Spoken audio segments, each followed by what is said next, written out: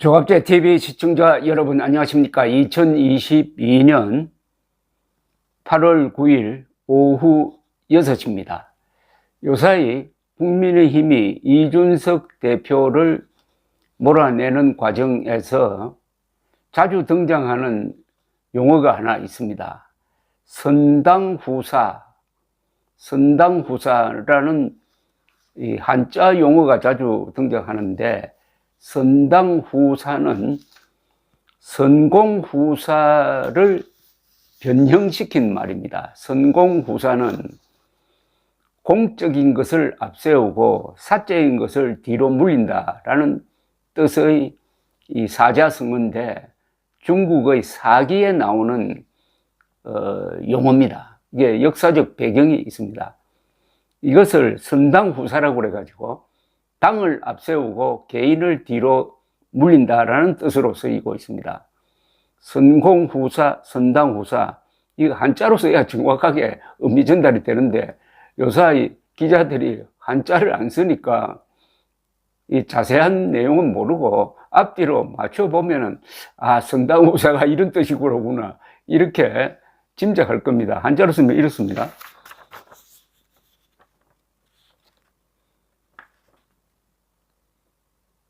위에 있는 게 선공후사고 아래가 선당후사입니다.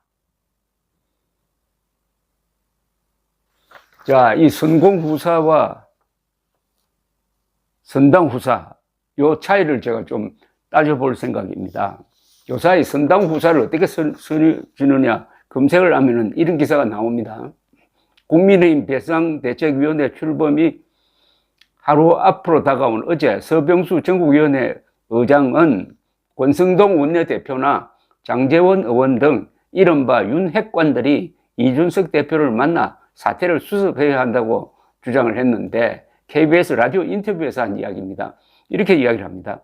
문제의 본질은 윤석열 대통령의 핵심 실세라고 하는 사람들과 이준석 대표의 갈등에 있다. 서로의 입장을 이해하는 노력을 했다면 이렇게까지 되지 않았을 것이라고 본다. 지금이라도 늦지 않았다. 힘있고 책임 있는 사람이 손을 먼저 내밀어야 한다. 면서 이 대표가 억울한 점이 있지만은 선당후사 자세로 사표를 내고 후위를 도모하는 자세를 보여주었으면 좋겠다. 복귀하더라도 이런 상황에서 당을 이끌고 나갈 수는 없을 것이다 라고 말했습니다. 여기서 억울한 점이 있지만은 선당후사 자세로, 즉 당을 앞세우고 자신의 개인적인 이해관계는 뒤로 물리는 자세로 사표를 냈으면 좋겠다, 이런 이야기입니다. 그런데 선당후사라는 말을 많은 정치인들이 쓰고 있습니다.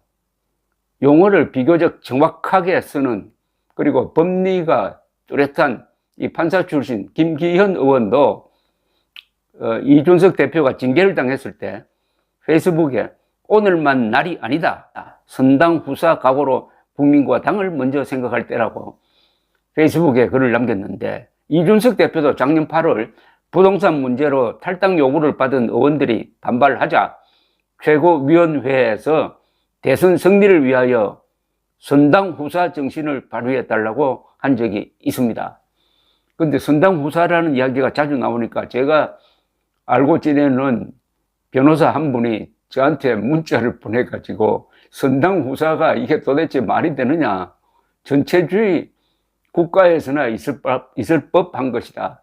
개인의 자유가 최고의 존엄성인데 어떻게 당이 개인의 자유를 무시할 수가 있느냐 하는 내용의 메시지를 보내서 새삼 다시 한번 대한민국 헌법 제10조를 찾아봤습니다. 대한민국 헌법 제10조는 헌법의 심장이라고 불리는 핵심 가치가 여기 들어 있습니다. 한국의 자유민주주의의 핵심이 뭐냐, 가치가 뭐냐 하면 헌법 제10조다 이래버리면 됩니다. 이렇게 되어 있습니다. 모든 국민은 인간으로서의 존엄과 가치를 가지며 행복을 추구할 권리를 가진다. 국가는 개인이 가지는 불가침의 기본적 인권을 확인하고 이를 보장할 의무를 진다라고 되어 있습니다. 다시 한번 읽겠습니다. 모든 국민은 인간으로서의 존엄과 가치를 가지며 행복을 추구할 권리를 가진다. 국가는 개인이 가지는 불가침의 기본적 인권을 확인하고 이를 보장할 의무를 진다. 즉 개인의 자유를 불가침의 권리라고 딱 규정을 했습니다. 이걸 읽어보면은 국가와 개인이 동격인 정도가 아니라 오히려 국가가 개인을 도와주어야 한다. 국가가 개인의 기본적 인권을 확인하고 이를 보장해야 한다라고 한 걸 보면은 개인의 자유가 국가보다 우선시하는 듯한 내용까지 여기 들어가 있습니다. 그러니까 이걸 한자로 표시하면 선개후국이 되겠습니다. 개인이 먼저고 나라는 다음이다. 그런데 선당후사라고 한다? 선당후사라고, 당이 먼저다. 선공후사는 말이 됩니다. 공적인 이해관계가 사적인 이해관계보다 앞서야 한다. 이런 뜻이거든요. 그런데 공을 당으로 바꾼다 이겁니다. 공적, 파브릭이라고 하면은 공공의 이익, 공공이라는 뜻이 그 안에 포함되어 있습니다. 근데 당은 뭐냐? 공과 당을 비교하면은 공은 공공의 성격, 우리로 말하면 국가라든지 헌법이라든지 사회라든지 도덕성이라든지 이렇게 공공의 영역입니다. 그러나 당이라고 하면은 권력을 잡기 위한 조직입니다. 그럼 당도 여러 종류의 당이 있어요. 요새 국민의힘이 윤석열 대통령의 하명에 따라서 그렇게 저는 해석합니다. 이준석을 몰아내는 과정을 보면은 이게 민주적 가치라든지 어떤 최소한의 적법 절차를 지키지 않습니다. 그걸 보면은 이거는 공당이라기보다는 사당 또는 붕당에 가까운 것 아니냐. 사당보다 붕당이 더 미칩니다. 무슨 파당도 있고 그런데 작당도 있고 그런데 그런 당이 과연 개인의 자유보다 더 우선시할 수 있느냐 하는 문제가 제기됩니다. 선공후사는 맞지만은 선당후사는 이게 상당히 반민주주의적인, 반자유민주주의적인 색채가 있다는 것은 부인할 수 없을 것입니다. 그런데 공교롭게도 북한에서 가장 유명한 선동구호가 뭐냐? 당사에 그리고 작업 현장에 붙어 있는, 여러분들도 아마 보셨을 겁니다. 시뻘건 바탕에 쓴 글, 당이 결심하면 우리는 한답니다.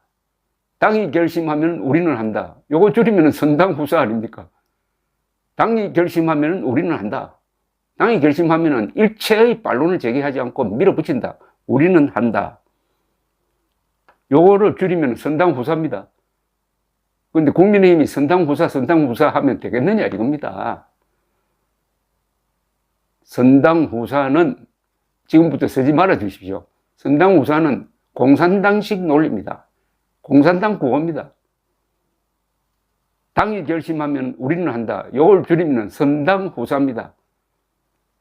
한자를 좀 쓰더라도 생각을 좀 해가면서 쓰라는 뜻에서 이야기를 했는데, 오늘 조갑제닷컴에 조남준 전 월간조선 이사가 이런 또 글을 하나 올렸습니다. 왜 이준석에게만 선당후사하라고 하는가?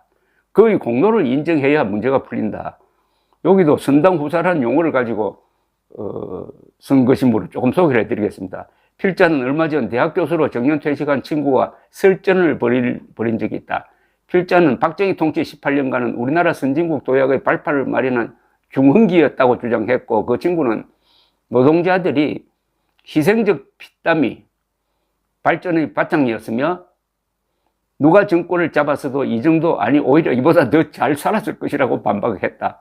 그의 가정이 맞을 수도 있다. 그러나 아무리 훌륭한 가정도 역사적으로 증명된 현실을 이길 수는 없다. 가정키로 한다면 우리나라가 현재 후진국에 머물고 있을 수도 있으니까. 이준석 때문에 10%는 이길 것을 0.73%밖에 이기지 못했다고 주장하는 보수 인사들이 의외로 많다. 이준석이 아닌 다른 대표가 뛰었다면 압승했을 것이라고 말한다. 그럴 수도 있는 가정이다. 그러나 아무리 훌륭한 가정도 사실로 증명된 현실을 이길 수는 없다. 왜냐? 가정한다면 윤 대통령이 낙선했을 수도 있으니까. 아직도 30, 40%에 이르는 민주당 지지층을 생각해보라. 조금만 약점을 보이면 흔들릴 만큼 현 정권은 취약하다. 그 정도로 상대는 아직 막강하다. 그런데 다른 사람이 대표였으면 압승했을 것이라고? 결론, 왜 이준석대로만 선당후사하라고 하는가? 이가 공로자임을 인정해야 한다. 그래야 문제 해결의 실마리가 풀린다. 오늘의 국민의힘 비상대책위원회가 구성된다니까 안밀이 걱정되어서 한마디 보탠다. 비상대책위원장으로 주호영 의원이 초대되었습니다. 이제 국민의힘이 이준석 대표 그 전 시기로 돌아갔습니다. 그 전 시기가 어떤 시기였는지 여러분 한번 생각해 보시기 바랍니다. 어쨌든 선당후사라는 말은 공산당식이고 전체주의식 구호임을 분명히 밝혀둡니다. 감사합니다.